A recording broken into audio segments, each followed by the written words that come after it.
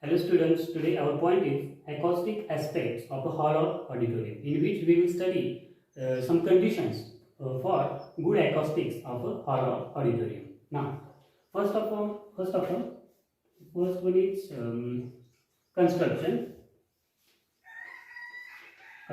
of a hall. So, the construction of a hall must be precise, must be in accordance with the acoustic aspects. So, now consider a hall. So what is the importance of the construction of hall? It should create a uniform sound all over the audience. Okay, at any place the sound must be uniform, or it should not be loud, it should not be less. So consider this hall, okay, or auditorium, in which speaker is here. Now when an audience is here, okay, when the speaker starts give his speech, that means he will create sound energy that will travel directly, okay, that is direct path to the audience. Now what happens, the backward waves come to this wall and get reflected. So this wall, so the waves can scatter anywhere, okay, or reflect. Now what happens, so the quality is not good, okay. Now what happens when we make this wall a little curved, okay, like concave mirror, we can say, like this. Now what happens when this source generates sound, the backward rays will come like this. We know concave mirror, the waves coming from the focus, they get parallel. So like this, this one will directly focus. So these are parallel sound waves. So the sound energy is equally distributed across the audience, across the audience. Now this is the use of construction, okay. The construction must be in accordance with the good acoustics of a hall or auditorium. Now, so the next point is reverberation time.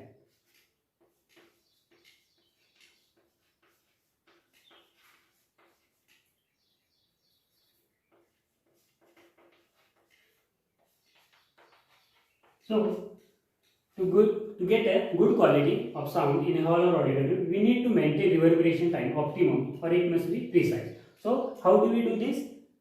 We can use absorbers like cushions, curtains, decorating material in a hall or auditorium, and also a number of persons and open windows also. So number of persons we can get them adjusted, so get a good quality of acoustics. So this is the second point. So reverberation time must be precise or optimum. We can do this by using absorbers.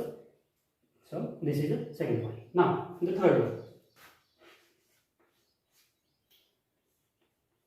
echo, or we can say echelon problem or effect. So we know in a hall, let me take another one. Here is the source and here is the audience. So they get a direct sound, okay. So this is a direct sound from the source, and also a reflected one, okay, like this. So it will go from here to here and here. Now what is echelon problem? When this direct sound and this reflected sound is there is a time difference, it is 0.1 second. If the time difference is 0.1 second between direct sound and reflected sound from the same source, then we can heard a echo, okay, echo problem. We say that echo problem. So this is also can be minimized by we can say first the construction, okay. The walls must be constructed according to the echelon problem to reduce the echelon problem, and also we can use absorbers to reduce the echelon problem. Now this is a third point. So what is its significance? We have to minimize the echelon effect or echelon problem, that is repeated sound, okay. Now the fourth point,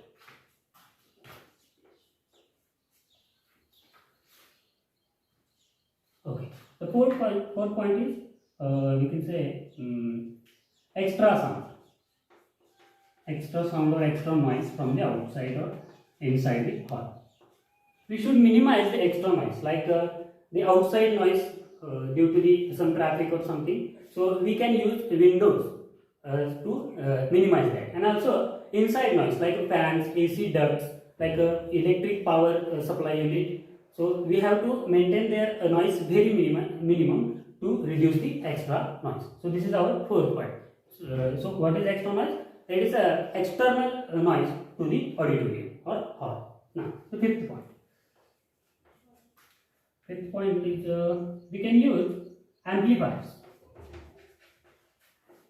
Amplifiers. Okay. Amplifiers, like we can use mic and speaker system in a hall. If hall is a very big or a very long, then we can use mic and amplifiers and also speakers. So using speakers, we can get a good quality of the sound. If hall is very big or very long. So this is our fifth point. Now sixth one. This also include the sixth point also gets in a construction type. Okay. So but we have to say it again, like seats or arrangement. Sorry, sitting arrangement. Sitting arrangement. Okay. So this is important point. In halls or auditoriums, we have seen the sitting arrangement like this. Here is the source. Okay. This is the floor. This is the roof. Now in many halls we have seen a sitting arrangement like this, like increasing in order from the source. So here is one row, here is another row. So these are the rows. Now what happens? Due to construction like this, we get a direct contact from the source to the listener or a receiver. Okay. So this is direct contact. So due to this, the sound quality is good in halls like this. So we have to consider sitting arrangement. So this is our sixth point. So all these points: construction, reverberation time, echelon effect or echelon problem, extra noise, amplifiers, use of amplifiers, and sitting arrangement. All these are conditions to get a good quality of sound in a hall or auditorium. So that's it. Thank you.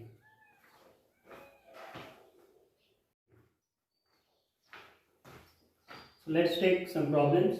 Problem first. Calculate the change in intensity level when intensity of sound increased by 10⁶ times of its original intensity. So here the ratio between initial intensity and final intensity is given, that is 10⁶. Now we have to find the change in intensity level. Now we have initial intensity. Initial intensity, that is I0, and final intensity,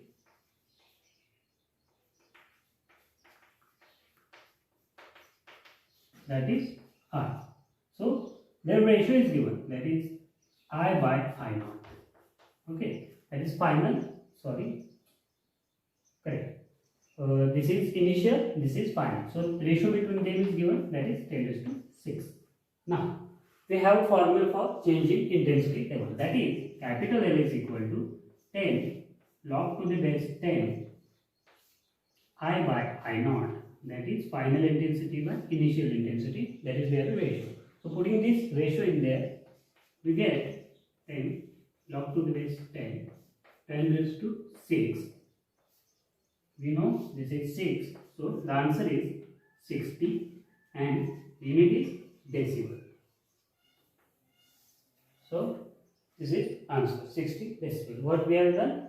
We have given that ratio between final and initial intensity. So we have the formula for change in intensity level in a decibel format. So we have used this formula and got the answer.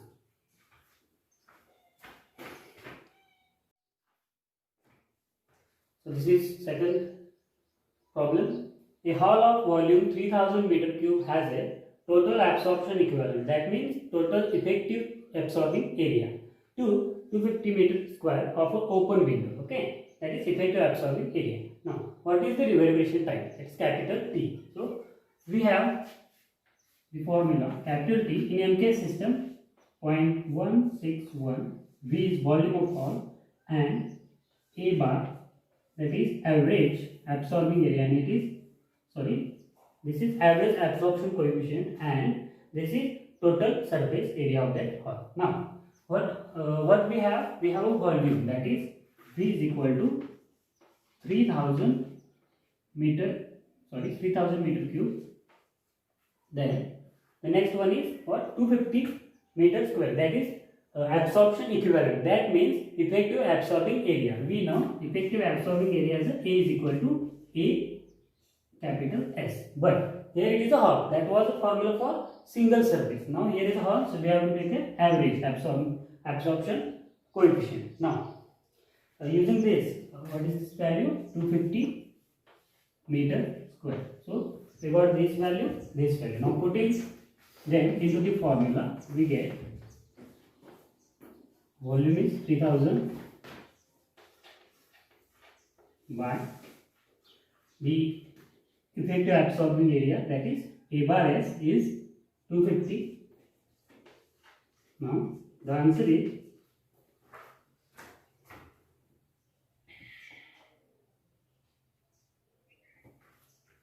I will write it directly 1.93 second. So this is the answer. So what we have done, we got the volume, we got the effective absorbing area, then we just put them in the formula of reverberation time. We got the reverberation time as 1.93 second in the hall. Thank you.